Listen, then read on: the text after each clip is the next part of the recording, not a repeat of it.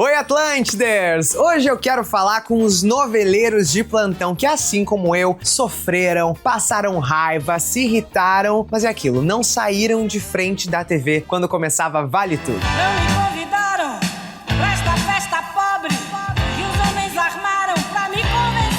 O remake chegou ao fim na última semana e já que a gente está órfão de Topete Reutemann, esse é um vídeo pra gente deixar pra posteridade todos os memes, as curiosidades, as fofocas e as tretas de Vale Tudo e já adianto, não são poucas. Então se prepara que vem fofoca por aí.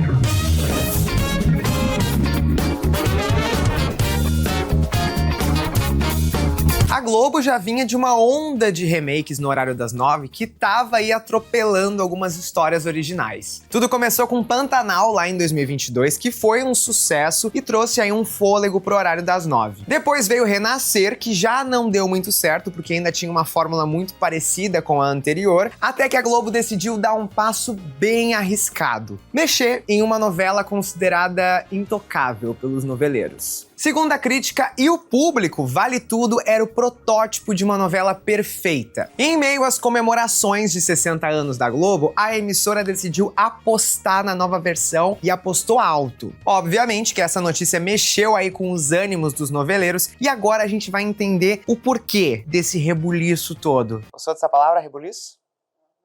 Foi em maio de 1988 que o primeiro capítulo de Vale Tudo entrou no ar na Globo. E a gente está falando de uma época onde o Brasil vinha de uma transição para a redemocratização após a ditadura militar. Nunca falei tão sério nesse programa como vou falar agora. Com a divulgação da nova Constituição, Vale Tudo veio para escancarar a corrupção no Brasil e tocar em assuntos sensíveis que antes não eram tocados. Questionando o que é certo ou errado, a novela fazia o público ficar se perguntando: vale a pena ser honesto no Brasil? Toda essa liberdade de crítica não era permitida durante o regime militar, até porque a novela mostrava ali bem escancaradamente os políticos, empresários e a elite em si envolvida em vários escândalos. A própria Odete Reutemann é um símbolo dessa elite que é corrupta, que é arrogante. Ainda assim, Vale Tudo foi a última novela a sofrer com censura no Brasil. Quem assiste a novela sabe, né, mas tem o casal lésbico da Cecília e da Laís, e muitos diálogos relacionados ao combate, ao preconceito,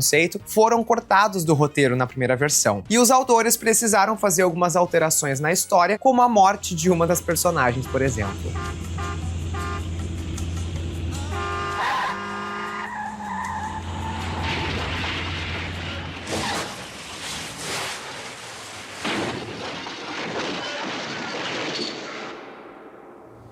Caramba, é o carro dela! Ai, meu Deus do céu, Sardinha! Foram diversos os cortes em palavrões ou em cenas de briga ali. As cenas do Marco Aurélio e do César brigando, todas elas foram cortadas e censuradas. Não, peraí. Com essas coisas a gente não brinca. O Departamento de Censura, o DCDP, teve seu fim com a promulgação da República em 1988, o ano de estreia da novela. E é por isso que Vale Tudo é considerado um marco no novo momento democrático da televisão brasileira. Além de toda essa transformação que estava rolando no Brasil, o filme Alma de Suplício, de 1945, também serviu de inspiração pela história da mãe que sofre com o desprezo da filha, que é bem o que a gente vê ali na relação entre a Maria de Fátima e a Raquel. O autor da novela, o Gilberto Braga, também contou que uma história familiar serviu de insight para ele criar Vale Tudo. Surgiu de uma discussão familiar. Eu tava com a minha família mais íntima, assim, jantando, e eu tenho o meu padrinho era da polícia, delegado de polícia. Só que meu padrinho foi conhecido sempre como um policial não corrupto. E aí, nesse jantar, alguém da família chamou o meu padrinho de medíocre babaca. Eu falei, ué, por que ele é medíocre babaca? Ah, porque ele foi delegado em Foz do Iguaçu, em Belém, ele podia estar rico, todo mundo que foi delegado em Foz do Iguaçu e Belém tem apartamento na Vieira Soto e ele não tem nada, é pobre. Eu falei, ué, mas que critério é esse? Isso não é ser babaca, ele tem uma vida digna, realmente, ele não tem grana, mas pelo contrário, eu tenho muito orgulho de saber que ele não foi corrupto, né? E sem dúvida, Vale Tudo nasceu dessa discussão e da distorção, praticamente, de todo o país, de que quem não é corrupto é babaca. O Gilberto compartilhou a ideia com o Agnaldo Silva e a Leonor Báceres e juntos eles escreveram a novela. Com um elenco de peso como Regina Duarte, Glória Pires, Antônio Fagundes, Beatriz Segal e tantos outros talentos, a novela já começou registrando apenas 56 pontos de audiência. E a cada semana a audiência aumentava aumentava, chegando a atingir 72 pontos de audiência nas últimas semanas da novela. Vale Tudo se tornou um fenômeno da teledramaturgia brasileira e parou o país com a pergunta: quem matou Odete Roitman? E é aquilo, né? A gente tá falando de quase 40 anos atrás, onde a TV era a única fonte de entretenimento das pessoas. Então esse mistério todo do assassino virou um evento nacional, cercado de estratégia, um marketing muito massivo e uma sacada genial do autor. Afinal, quem matou Odete Roitman era um segredo absoluto, foi guardado às 7 chaves e a cena foi gravada no dia mesmo do último capítulo. O Gilberto Braga, ele não contou nem pra equipe, nem pra ninguém, e 3 finais foram gravados para evitar ali que houvesse um vazamento. Nem os atores da novela sabiam qual final iria ao ar. Aproveitando esse burburinho todo, a Globo resolveu fazer um concurso promovido por patrocinadores e revistas, onde o público tentava adivinhar quem era o assassino. Quem acertasse estava ali concorrendo a viagens, dinheiro e aos produtos dos patrocinadores. Como nós, brasileirinhos, gostamos dessas coisas desde sempre, milhares de pessoas participaram mandando cartas com seus palpites. Então criou-se o Quem Matou Odete Roitman e a Globo também assumiu o compromisso com o patrocinador de fazer um concurso.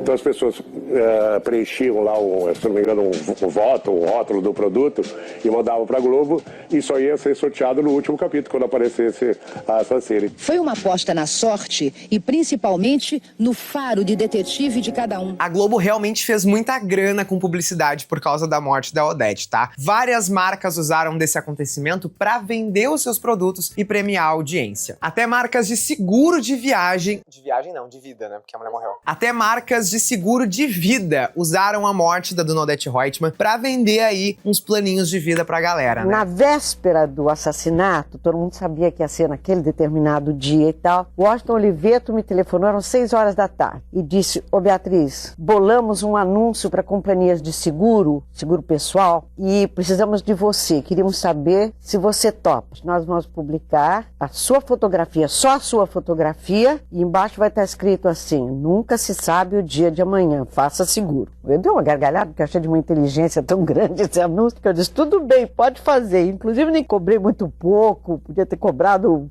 muito mais, mas eu gostei tanto do anúncio, achei tão inteligente. O grande mistério foi revelado e no último capítulo de Vale Tudo, o público foi surpreendido com a revelação de que a Leila, na época interpretada por Cássia Beijos, traduzindo Cássia Kiss, foi a assassina da Odete. E quem é a assassina, dona Leila? Agora que tu já entendeu o impacto de Vale Tudo na história, vamos falar do amado, odiado e polêmico remake de Manuela Dias.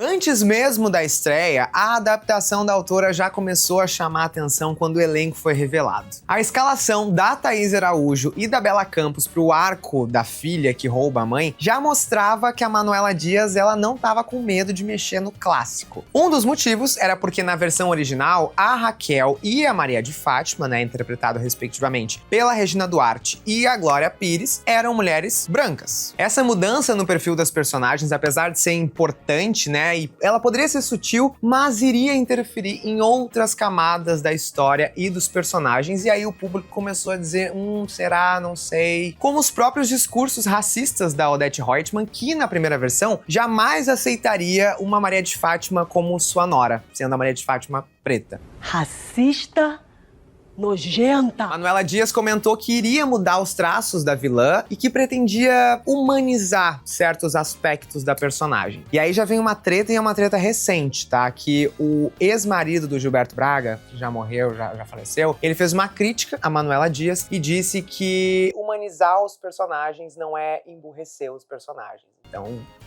temos aí uma pequena crítica do viúvo.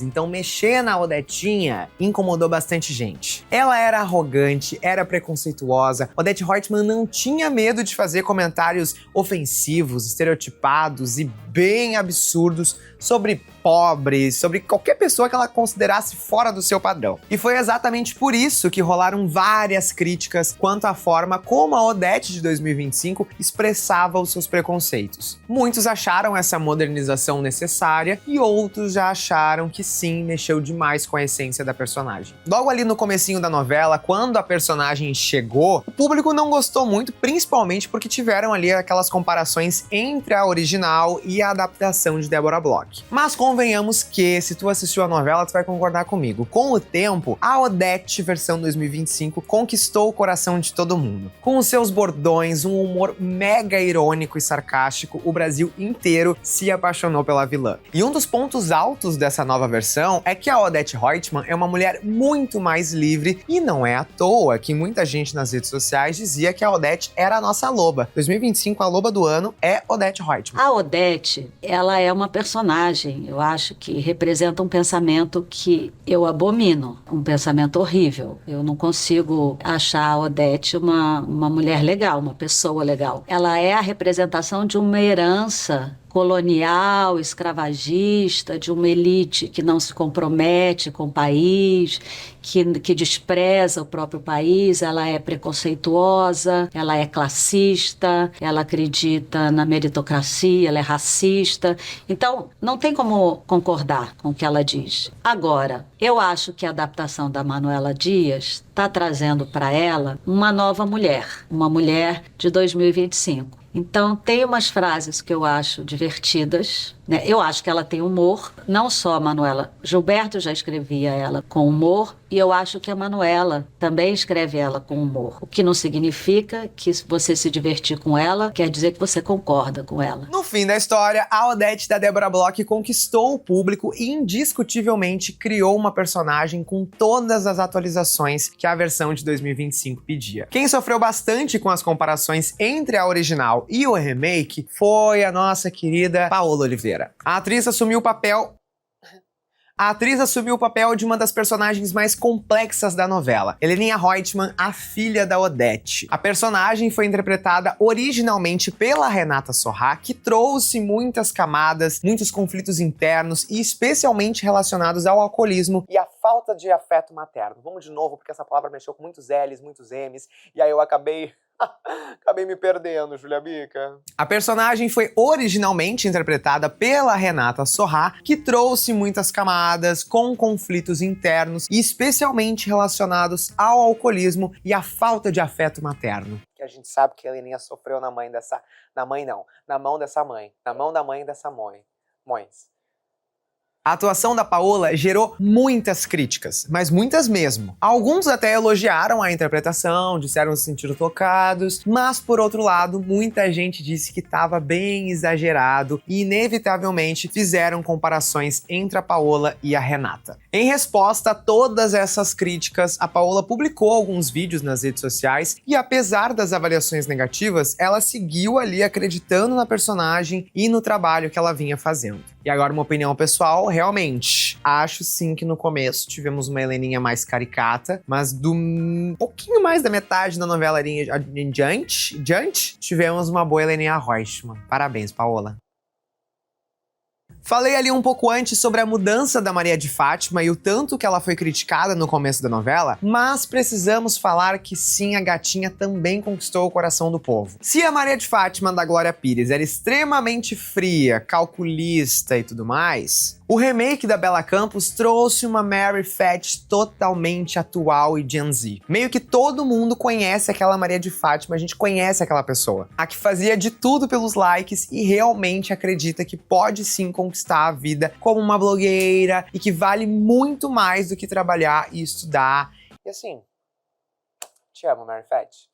Mas, obviamente, as críticas a Bela Campos passaram dos limites e trouxe à tona um dos problemas mais enraizados do Brasil, que é o racismo. Até tem uma situação que foi, em um determinado momento da novela, a Maria de Fátima consegue se casar com Afonso e se tornar o que ela sempre quis, que era uma mulher milionária. E a Bela comentou que parte do público comentava que a personagem continuava com cara de pobre. Aspas dela, tá? A atriz respondeu esses comentários questionando o que é ser rico para essas pessoas. É ali alisar o cabelo, é se comportar como uma pessoa branca. Apesar dessas situações absurdas, ela comemorou a representatividade da personagem para as mulheres negras. Todos os dias eu recebo mensagens de dezenas de meninas e mulheres pretas se sentindo representadas por Fett, e é isso que importa. Para representar a força da personagem, a Bella compartilhou fotos de mulheres que cortaram o cabelo inspiradas pela personagem. Agora, se tu pensa que as críticas à novela vieram só do público, meus amores, meu bem, vocês estão enganados, tá? Que o elenco também hablou, e bastante. A relação entre Thaís Araújo e Manuela Dias ficou um pouquinho tensa depois que a atriz expressou publicamente a sua insatisfação com a trajetória da Raquel. É complexo, tá? Mas no remake, a Manuela decidiu que a Raquel ficaria pobre de novo e voltaria a vender sanduíches na praia. Uma reviravolta que não aconteceu na versão original. Nesse momento da Raquel voltar a vender sanduíche na praia,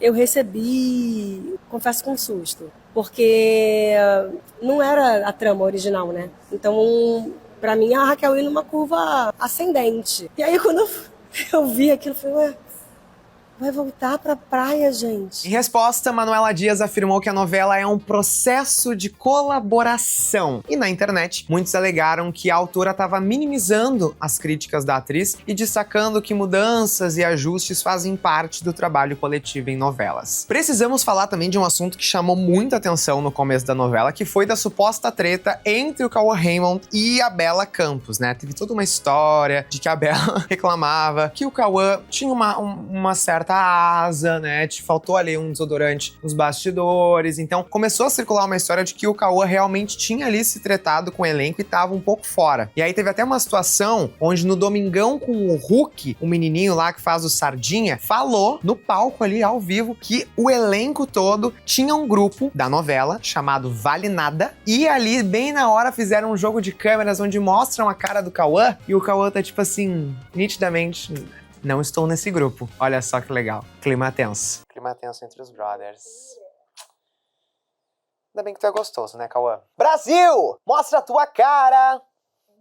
Como a gente pôde ver até aqui, uma das grandes marcas do remake de Vale Tudo foram as críticas e as tretas e os charonoses. Pra vocês terem uma noção, isso aqui é absurdo, tá? Um telespectador registrou uma queixa contra a novela no Reclame Aqui. E isso é verdade, tá? Não tô zoando. O internauta, sim, estou usando essa palavra, intitulou a sua crítica como "O remake de Vale Tudo está uma verdadeira..."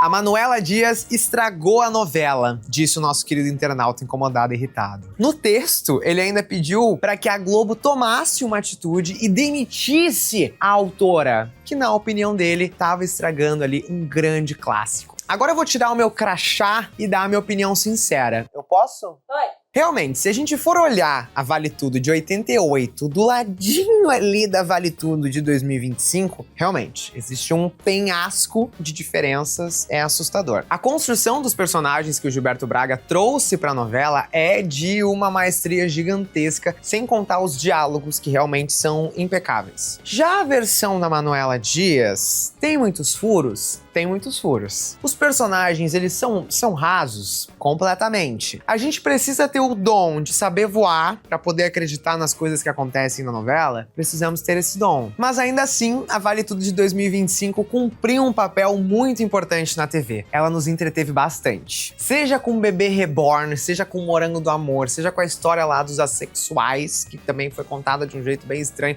e todas as outras pautas que foram jogadas nessa versão. Vale Tudo nos deu muita dor de cabeça e estresse, nos deu bastante, mas vai deixar saudade. Já estamos saudosistas e assim, ó, acabou sexta, já estamos sofrendo aqui. Gente, tô vindo aqui do futuro, do pretérito, do presente pra dizer que o último capítulo de Vale Tudo foi comoção nacional. Todo mundo em casa, no cinema, no sofá pra curtir as últimas emoções. E descobrimos que Marco Aurélio matou Odete Roitman. Na verdade, Odete Roitman tá viva, não morreu. Como eles fizeram isso? Aí a gente vai ter que ter imaginação pra entender e voar um pouco nessa história. O que vocês acharam do final, hein? Conta aqui pra mim. Também tá com saudade já de Vale Tudo? Deixa aqui nos comentários qual momento da novela mais te marcou e qual dos absurdos da Odete Roitman também, assim, ó, ecoa dentro de ti ainda, tá bom? Aproveita e se inscreve aqui na TLTV, curte, comenta, compartilha e a gente se vê daqui a 2 semanas, tá bom? Beijo, até a próxima. Brasil! Mostra a tua cara.